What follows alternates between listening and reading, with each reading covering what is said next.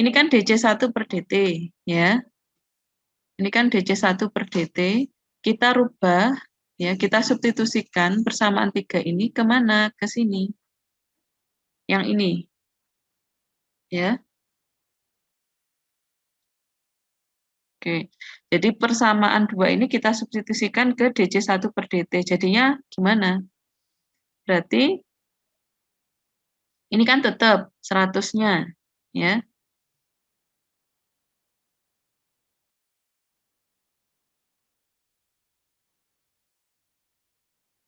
Ini saya hapus dulu. Oke. Kan kita masukkan ke sini, jadi saya tulis di sini biar jelas. Jadi nanti 100 DC1-nya adalah diganti dengan ini. DC2 per DT ditambah, ini 100-nya dalam kurung loh ya, 12,5 D kuadrat C2 per DT kuadrat. Seperti ini. Jadi yang masih kita rubah masih yang DC1 per DT. Ini persamaan 1 ya. Ini. Kemudian sama dengan, ini ada sama dengan 3C2 min 8C1. Oke, kalau kalian lihat persamaan yang saya tulis barusan ini, itu kira-kira sama nggak dengan yang di sini? Yang saya tulis di sini. Yang ini kan masih persamaan 3 disubstitusikan ke persamaan 1. Persamaan 2 yang ini itu juga disubstitusikan ke C1 ini. Jadi ini disubstitusikan ke sini. Ya. Nah, ini kalian rubah juga C1-nya menjadi C2 ditambah 12,5. Ya.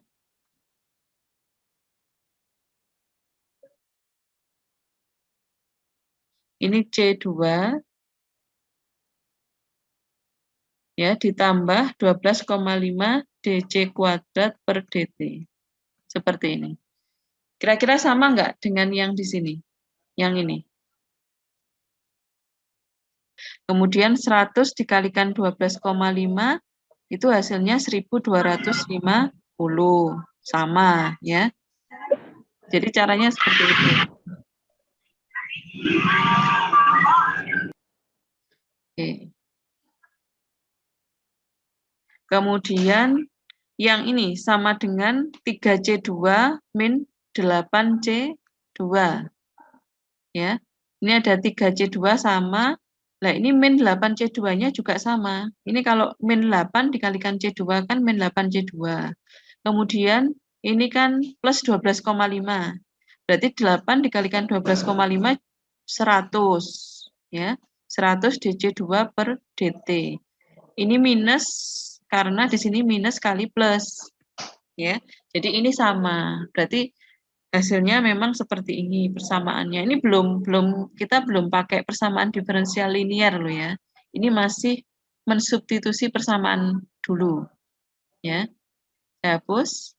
Nah, sampai di sini sudah jelas ya. Untuk mendapatkan ini persamaan yang hasil substitusi sepanjang ini ya. Kenapa kok kita substitusi? Tujuannya adalah untuk mendapatkan variabel yang sama. Sama-sama apa? C2. Ya. Jadi memang tujuannya untuk mendapatkan variabel yang sama. Kalau mau C1 semua bisa. Nanti tergantung cara kalian merubah persamaan. Mau C2 semua seperti ini juga bisa. Jadi intinya harus sama. Supaya apa? Kok harus sama variabelnya? Supaya bisa dioperasikan, dikerjakan. Supaya bisa dihitung. Kalau nggak sama, nggak bisa kalian menghitung. Susah. Ya. Itu tujuannya seperti itu. Kenapa kok harus pakai substitusi? Substitusi itu mengganti ya. Mengganti. Dengan persamaan yang senilai, yang sama. Ya. Jadi nggak asal mengganti loh ya, tapi dengan persamaan yang senilai. Oke. Saya lanjutkan dulu biar lebih jelas lagi. Jadi setelah dapat ini, kalian bisa langsung ke mengelompokkan ya, mengelompokkan yang di kuadrat C2 per DT kuadrat dikelompokkan. Ini kan ada ini sama, 1 ya, ini aja. Berarti ini kalian taruh di sini dulu. Kemudian yang DC2 per DT, bentar. Yang DC2 per DT, saya kasih angka apa warna biru ya. Yang ini kalian gabungkan dengan yang ini. Ya.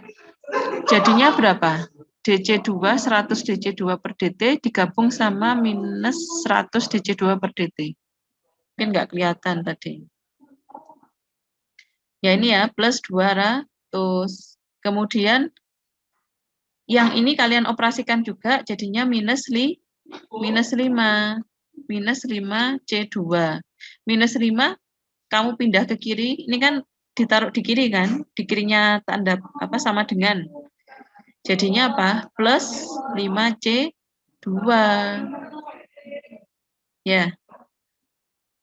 Nah, jadinya plus 5C2, kemudian disama dengankan 0. Jadi memang tujuannya kita membuat apa? Mengelompokkan ini adalah untuk membuat persamaan baru yang itu memang dibuat sama dengan 0. Jadi harus sama dengan 0 supaya bisa diselesaikan dengan cara kita waktu semester lalu dengan cara PD linier. Itu harus dibuat persamaan fungsi X sama dengan 0. Ya, fx sama dengan 0 harus seperti ini. Ya, supaya bisa diselesaikan dengan PD linier. Ya, paham ya kenapa harus dikelompokkan? Ya tujuannya nanti mau diselesaikan, dihitung.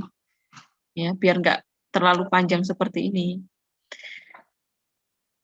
Ya, ada yang mau ditanyakan dulu?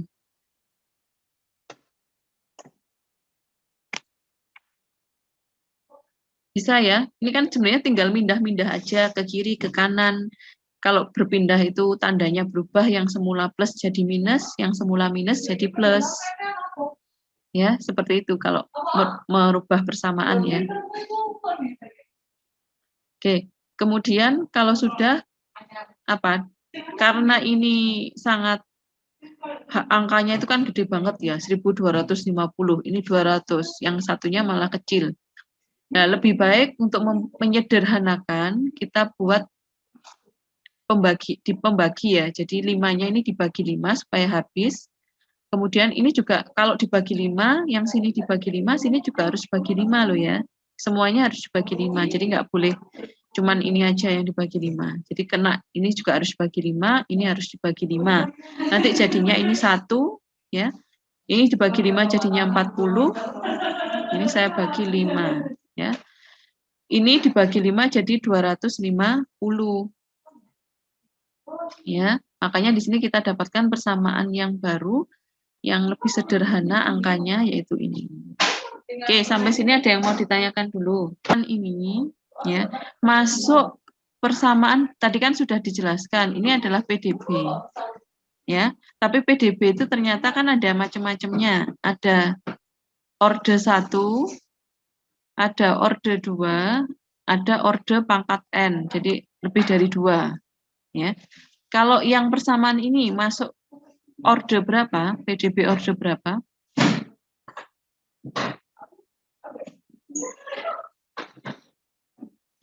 Jadi masih ingat? PDB orde berapa? Siapa yang mau menjawab? Alfa.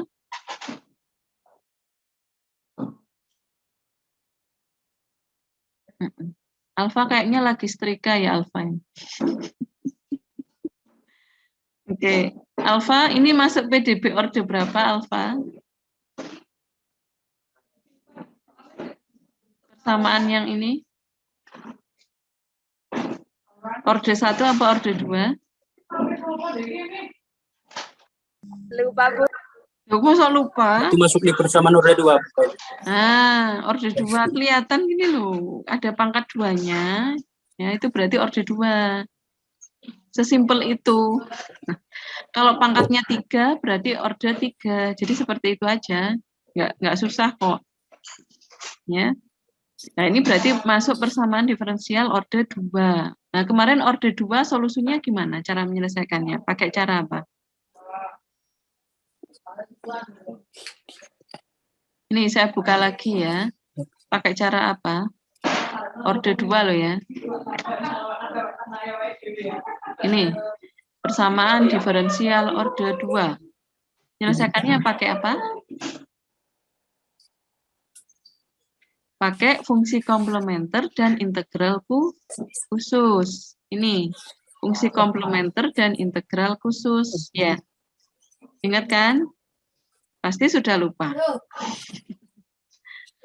Ya, caranya gimana? Kalau fungsi komplementer, kan kita bertahap nih ngerjakannya. Tahap pertama itu FK dulu, fungsi komplementer dulu, baru dilanjutkan dengan integral khusus. Ya. Nah, cara menyelesaikan yang pakai fungsi komplementer, kita cek dulu persamaannya itu, dia masuk jenis yang model kayak gini kah? Atau yang model yang di bawah ini? Yang ini. Nah, dia masuk modelnya persamaan yang model kayak gini, apa model yang pertama? Yang ini. Yang model kayak gini, apa model yang ada n kuadrat y-nya ini? Ayo, siapa yang mau nebak? Yang tadi itu loh, yang kita soal yang kita bahas. Ini, yang ini, bentuk ini itu sama dengan bentuk yang mana? Dari yang ini. Bentuk ini, bentuk kedua, ini apakah bentuk yang pertama ini?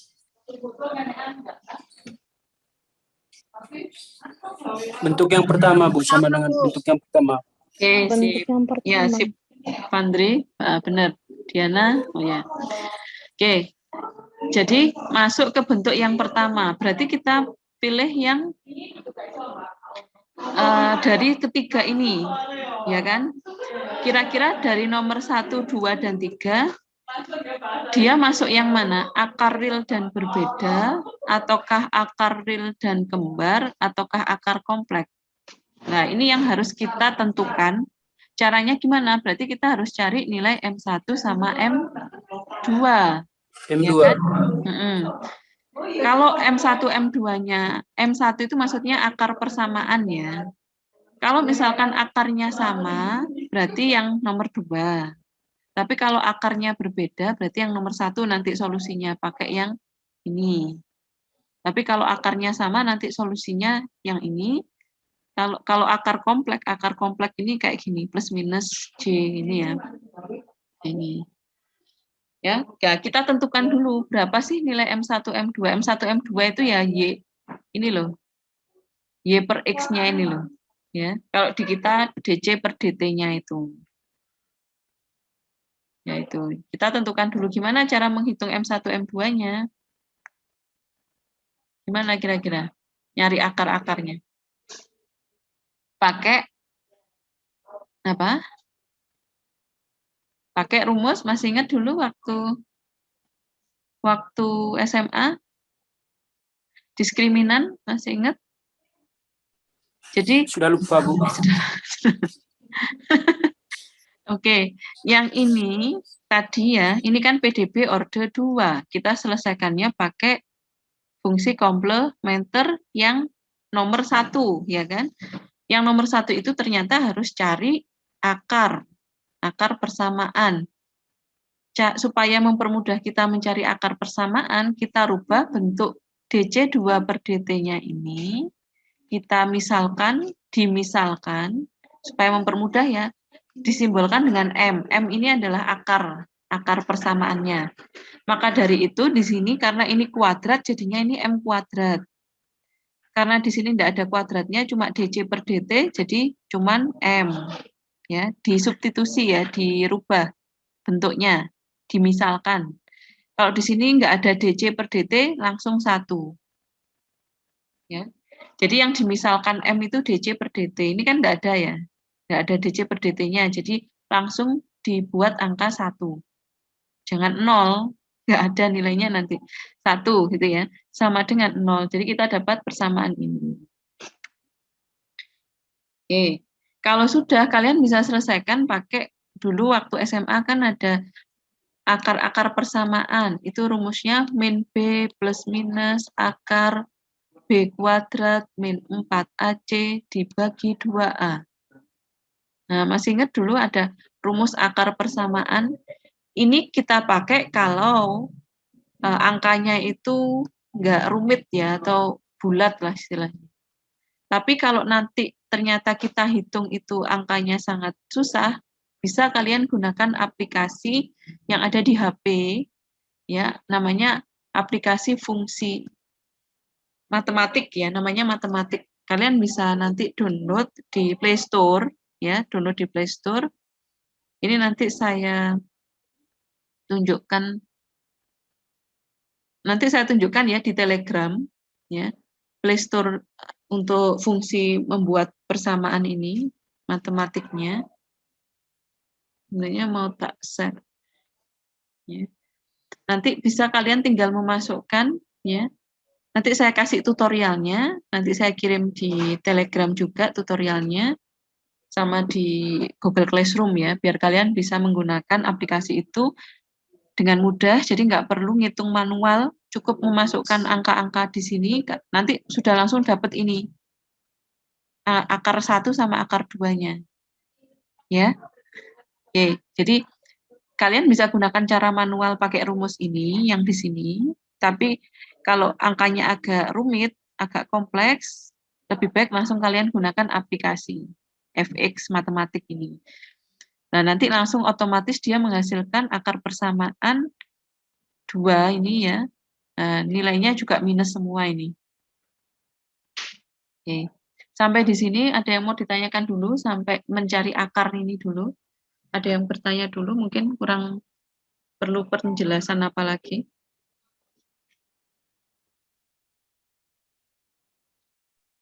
Ibu mau tanya, Bu.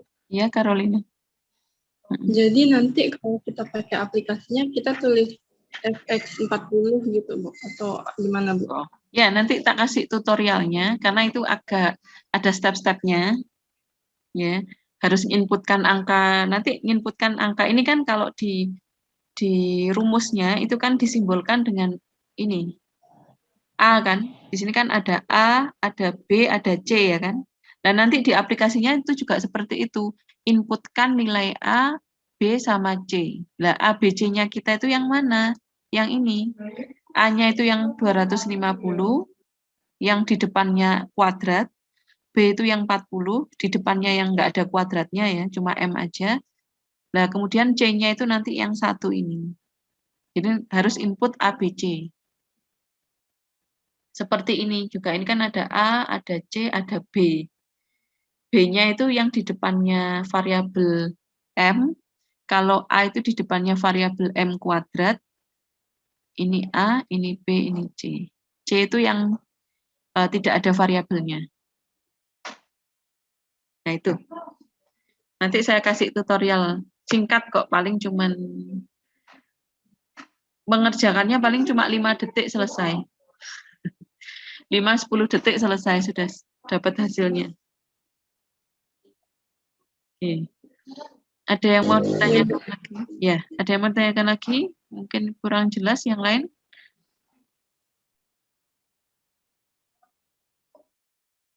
Oke, sudah jelas ya? Oh, ini kalian ada kuliah nggak jam 10? Tidak ada, Bu. Nggak ada ya? Maksudnya mau saya lanjutkan dulu sampai ini selesai, sampai ininya selesai. Paling 15 menit lagi lah. Ya, nggak apa-apa ya. Saya lanjutkan ya. Nggak apa-apa, Bu. Oke, lanjut ya berarti. Ini saya hapus. Oke, jadi ini nanti kalau sudah dapat akar yang ini sama akar yang ini, ya, kalian masukkan ke solusinya. Solusinya tadi yang PDB orde 2. Ini. Ternyata akarnya sama apa beda apa gimana ini akarnya? Berbedakah apa sama? Apakah real? Akarnya berbeda ya kan? Satunya 0,031, satunya 0,129. Berbeda. Berarti kita pilih yang mana? Yang poin 1. Jadi nanti solusinya pakai yang ini. Ya, bukan yang nomor 2, bukan juga yang nomor 3. Ya. Jadi kalian pakai solusi nomor 1. Nah, ini ini bisa jadi nanti jawabannya berbeda kalau soalnya beda lagi. Kalau ternyata kalian menemukan akarnya itu sama, M1, M2 sama, berarti kalian harus pakai solusi yang ini. Ya, tapi ini yang kita kerjakan sekarang ini kan kebetulan akarnya berbeda. Jadi yang kalian gunakan yang ini, Y sama dengan A kali epsilon. Ya. Oke, coba kita cek di sini. Nah, oke. Nah, ternyata di sini jawabannya bentuknya seperti ini. Nah, ya ini sama. Tadi kan yang nomor 1 tadi solusinya Y sama dengan A kali E, ya, pangkat pangkat M1X.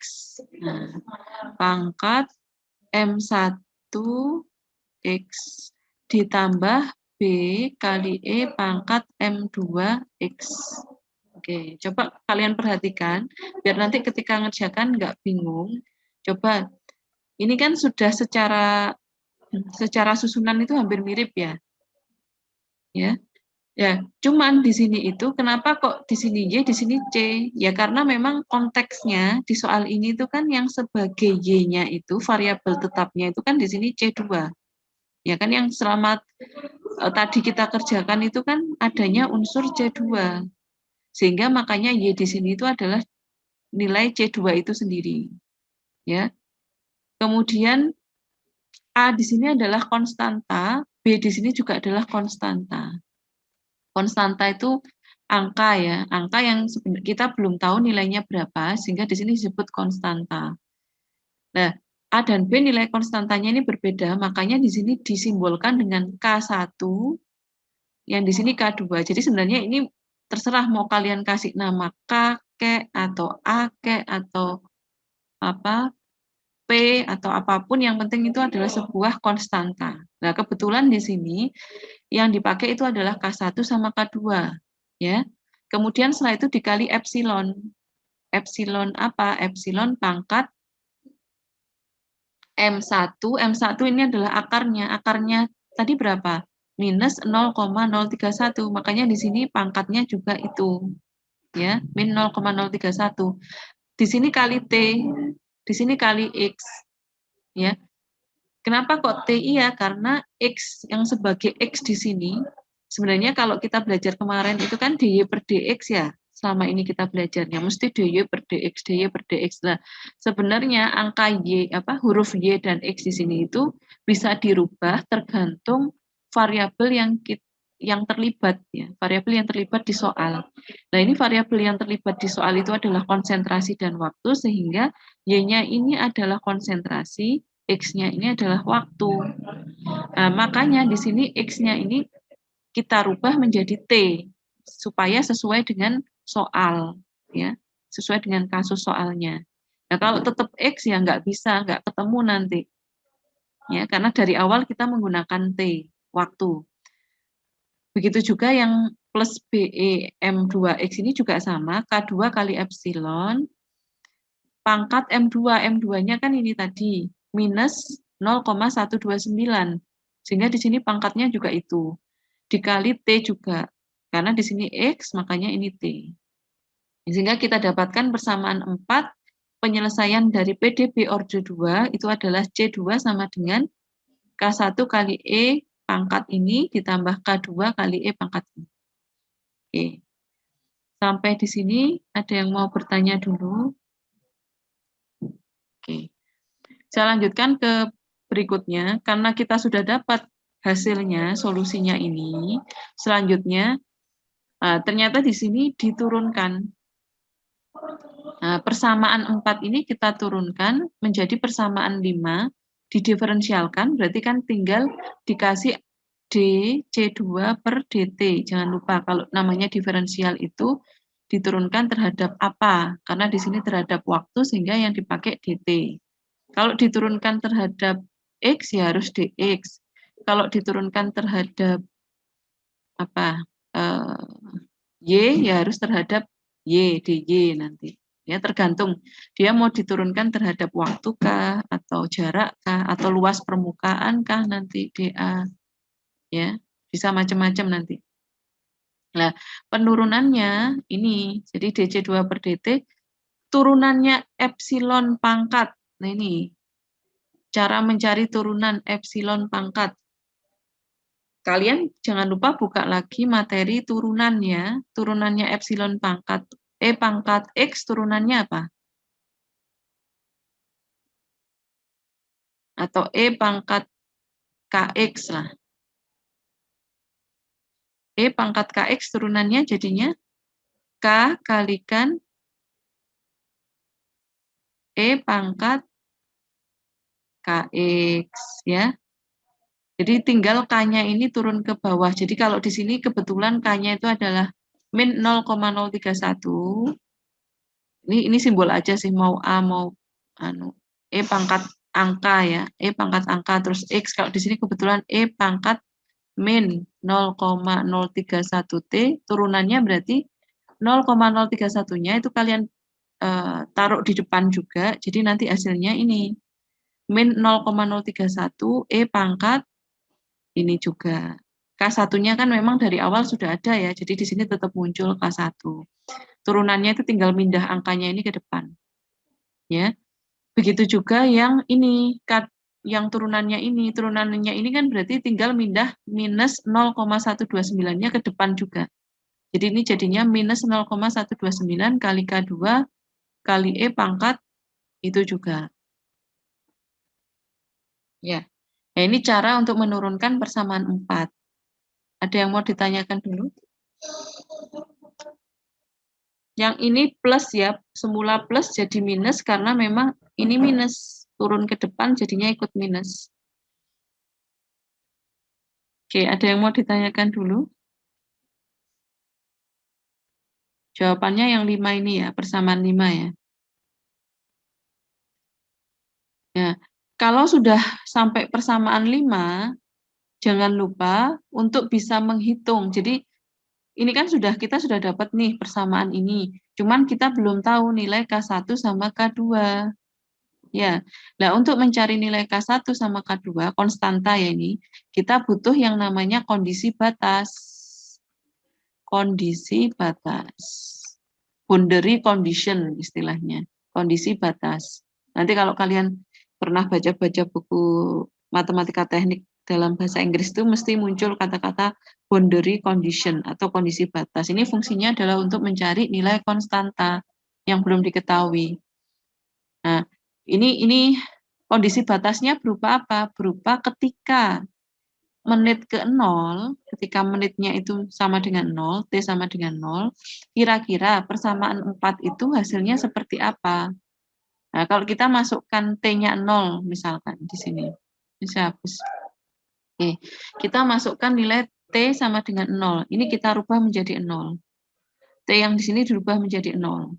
Nah, maka nanti kan C2 sama dengan K1 kalikan E pangkat berapa? Pangkat 0 kan? Ini kan nanti jadinya C2 kali K1, maaf. Jadinya K1 kali E pangkat 0. E pangkat 0 hasilnya berapa? E pangkat 0 hasilnya berapa? Ada yang tahu? 1. Oke, benar. E pangkat 0 sama dengan 1. Kalian bisa cek di kalkulator nanti ya. Atau sebenarnya bilangan apapun kalau dia pangkat 0 hasilnya pasti 1.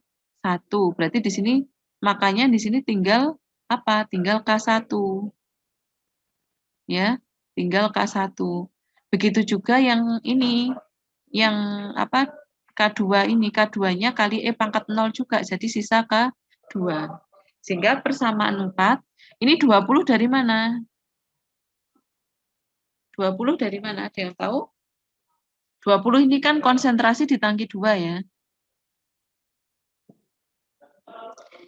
Nah, 20 ini angka dari mana? Konsentrasi di tangki 2. Kok bisa 20? Kalian analisanya gimana?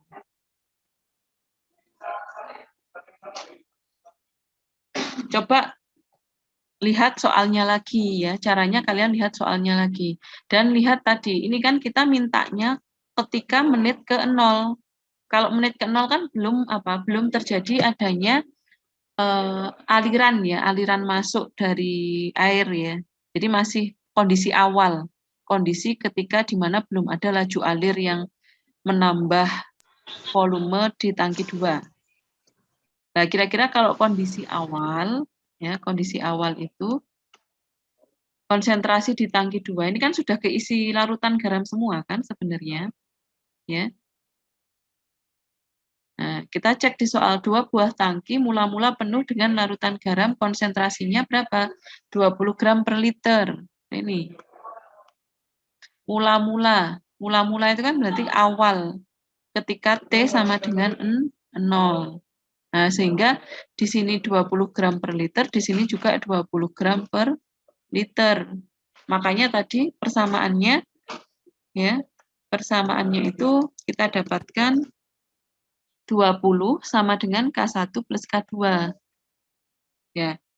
Nah, kemudian untuk persamaan 5 kita juga buat T sama dengan 0. Ya.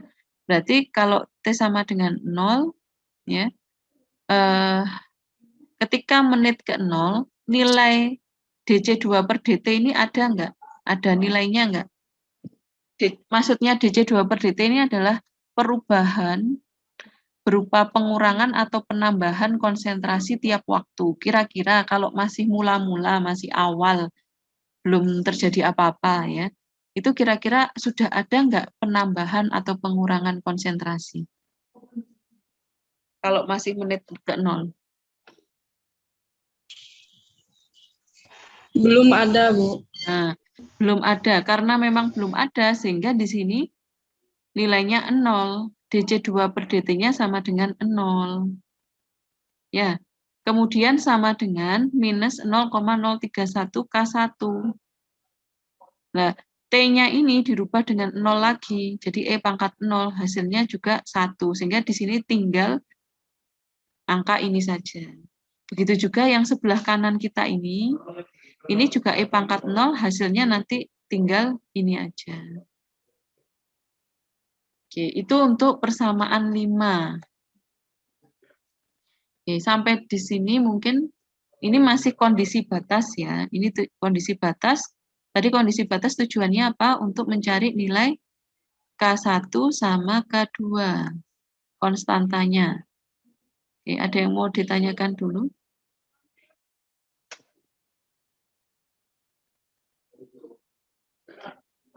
Biasanya namanya kondisi batas itu pakai T sama dengan 0 biasanya. Nanti ada 2 macam, pakai T sama dengan 0 sama T sama dengan T. T di sini maksudnya ya waktu akhir atau waktu kapanpun sih. Ya. Tapi yang di sini cukup pakai yang T sama dengan 0 aja.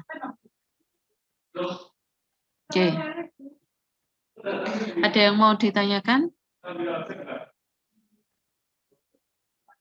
Oke, insya Allah sudah jelas ya untuk kondisi batas. Ya. Nah, terus gimana jawabannya K1, K2? Kalau sudah kita punya persamaan 4 sama 5 yang ini. Kita apakan untuk dapat K1, K2? Pakai cara apa? Pakai eliminasi. Ya. Ini pelajaran SMP dulu ya. Kalau substitusi itu kan mengganti, kalau eliminasi mengurangi ya, mengeliminasi variabel-variabel yang bisa dihilangkan. Jadi ini saya tulis di sebelah kiri ini, kalian bisa lihat. Ini persamaan yang pertama itu adalah 20 sama dengan K1 plus K2. Persamaan 2 itu 0 sama dengan min 0,031 K1 dikurangi 0,129 K2. Nah, ini kalian bisa, misalkan kalian mau menghilangkan apa dulu dan mau menghitung yang mana dulu. Kalau mau menghitung K1 berarti kalian bisa tambahkan karena ini plus yang ini minus ya. Nanti hasilnya akan menjadi K1 dikurangi 0,031. Ya. Nanti jadinya yang di sini 20 sama dengan 0, berapa? 969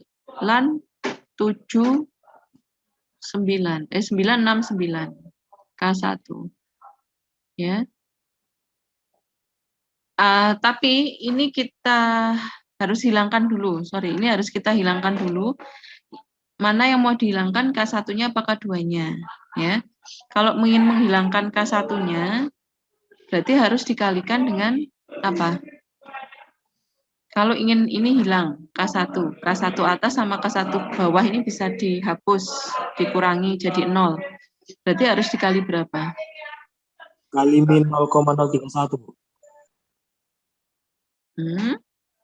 Kok min 0,01 dikali min ya 0,031 maksudnya ya. Jadi harus dikali min 0,031, yang bawah dikali berapa? Tetap ya, dikali 1 ya. Nah, berarti yang berubah atasnya aja. Berarti 20 dikali 0,031 berapa nanti. Terus ini bisa kalian hitung sendiri ya. 20 kali ini ya. Kemudian ya, ini 20 kalikan 0,031 dapat berapa? Kemudian sama dengan 1 dikalikan min 0,031 K1. Coba dihitungkan, 20 dikali minus 0,031 berapa hasilnya?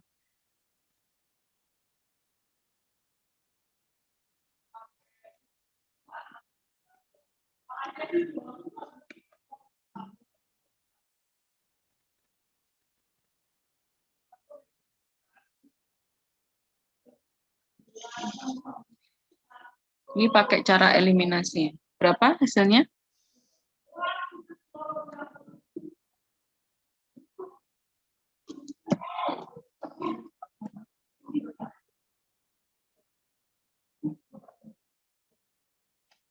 Oke, 0, berapa? 0,62. Iya, benar, 0,62. Berarti ini kalian tambah ya, supaya, dikurangi ya. Dikurangi ya, supaya habis yang K1-nya, K1 minus ini K1 dikurangi minus itu kan berarti ditambah, berarti kan habis. Ya. Sisa apa? Sisa ini 0,129 dikurangi 0,031 K2. Ya, ini sama ini jadinya kan ini minus dikurangi minus, berarti kan minus ditambah ya. Nanti hasilnya positif. 0,62 sama dengan titik-titik K2. Berapa?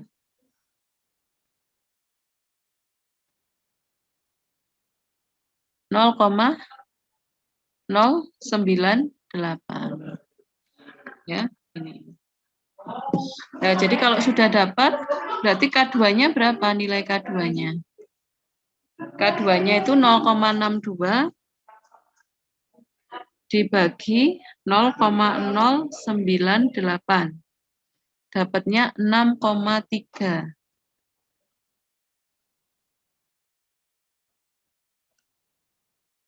Oke, 6,33.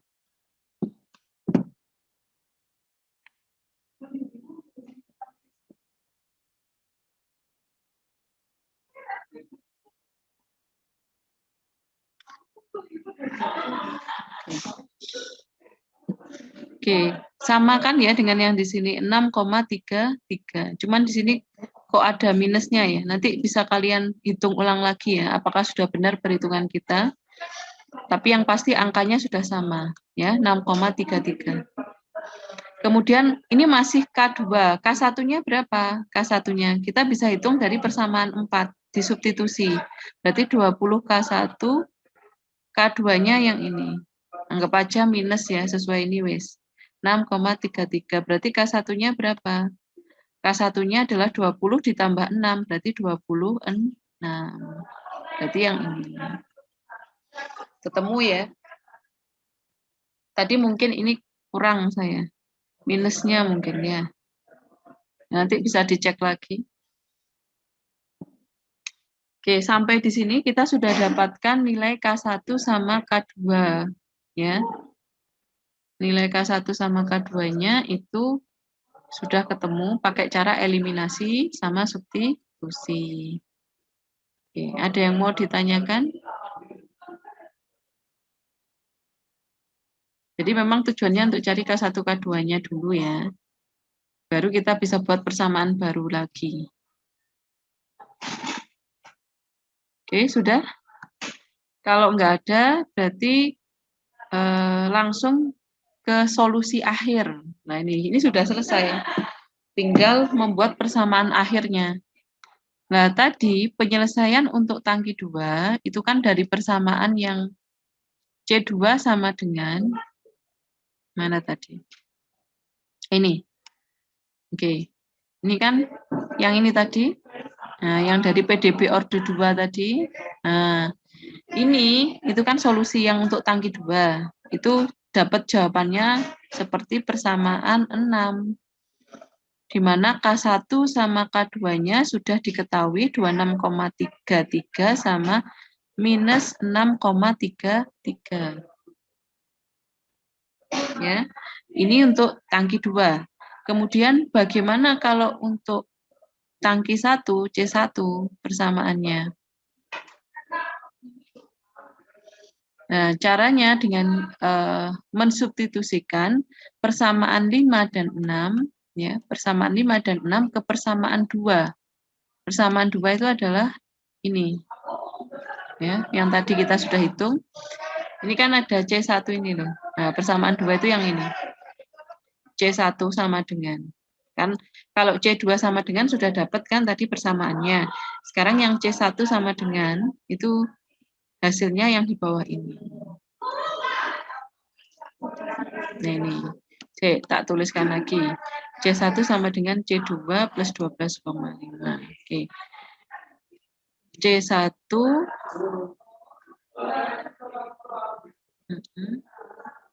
ini, jadi persamaan 2 itu adalah yang C1 sama dengan apa tadi? Lupa. C1 sama dengan C2 plus 12. C1 sama dengan C2 plus 12,5 dC2 per dt. Ya. Nah ini C2-nya kalian rubah dari persamaan ini. Ya. Masuk ke sini. C2. Kemudian dC2 per dt kalian ambil dari yang ini. Ya, dC2 per dt ambilnya dari yang minus 0,031 ini, cuman K-nya kan sudah tahu, jadi tinggal kalian masukkan 26,33 sama 0,129. Ya, ini itu dari sini ya, set ke sini. Ya, ini ke sini, yang persamaan 6 yang ke sini, sehingga nanti kita dapatkan persamaan yang panjang ini. Ya, yang terakhir ini. Nah, yang panjang ini persamaan.